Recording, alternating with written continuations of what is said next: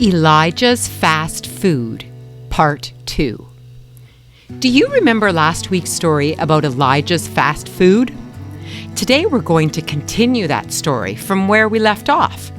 But here's a quick recap of Part 1 from last week.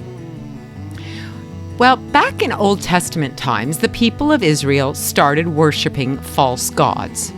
So, God sent Elijah to King Ahab with a message. There will be no rain or dew until I say so. For the next 3 years, there was no rain.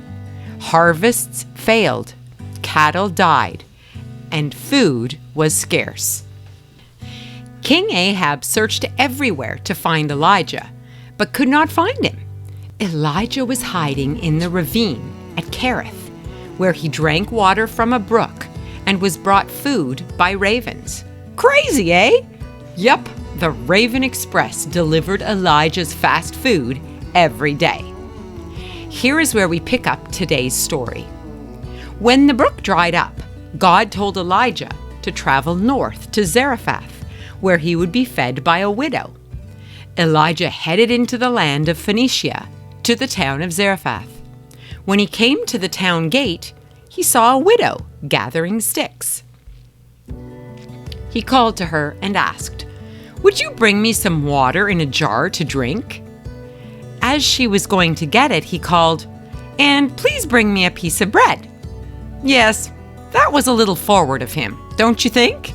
Asking a complete stranger for food and water? "As surely as the Lord your God lives," she replied, "I don't have any bread.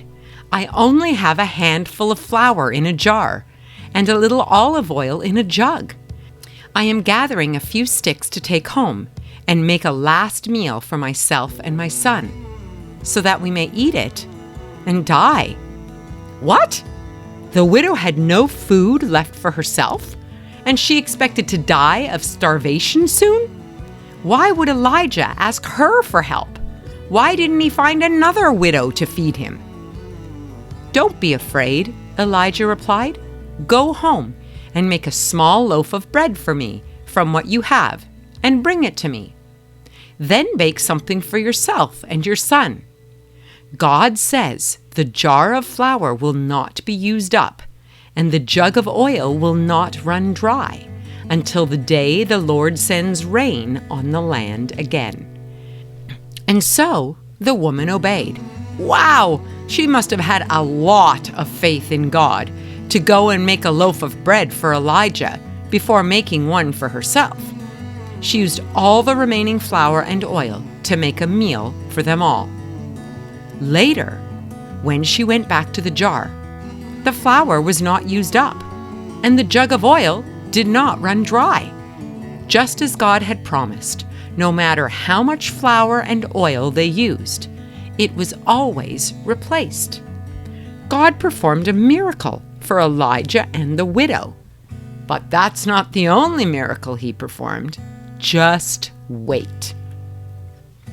Sometime later, tragedy struck. The son of the widow became ill. He grew worse and worse and finally stopped breathing. "What do you have against me?" she shouted at Elijah. "Did you come to remind me of my sin and to kill my son?" "Give me your son," Elijah replied. He carried him to the upper room where he was staying, and he laid him on his bed. Then he cried out in prayer, "O Lord my God, why have you killed the son of this widow with whom I am staying?" Then he stretched himself upon the child 3 times and cried out, "O Lord my God, please let this child's spirit return to him." The Lord answered Elijah's prayer. The spirit of the child returned, and he started breathing again. Elijah took him downstairs and gave him to his mother. "See, he's alive," he beamed. "I know now that you are a prophet of God," she told him. "Whatever you say is from the Lord." Incredible! Not only did God feed Elijah with ravens and then send him to a widow with no food, But God also raised the widow's son from the dead. That's amazing! Why would the children of Israel turn away from God and choose to worship false gods? It doesn't make any sense at all. Here are some lessons to learn from Elijah's story. The widow trusted God. When Elijah told her that God would provide flour and oil for her until the rain came again, she trusted that God would be true to his word. We need to trust God too when he says that he will always take care of us. Second, the children of Israel kept forgetting all of the wonderful things that God had done for them. They began worshiping false gods, and they turned away from the one true God. This reminds us to remember all the good things that God has given us, like sending Jesus to die on the cross to forgive our sins. Wow! Third, just like last week, Elijah led the children of Israel back to God. But unfortunately, it was only temporary because most of their hearts did not change.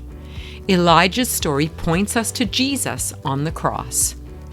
We all have new hearts when we believe in him and accept his forgiveness and grace. Here is a memory verse for this week.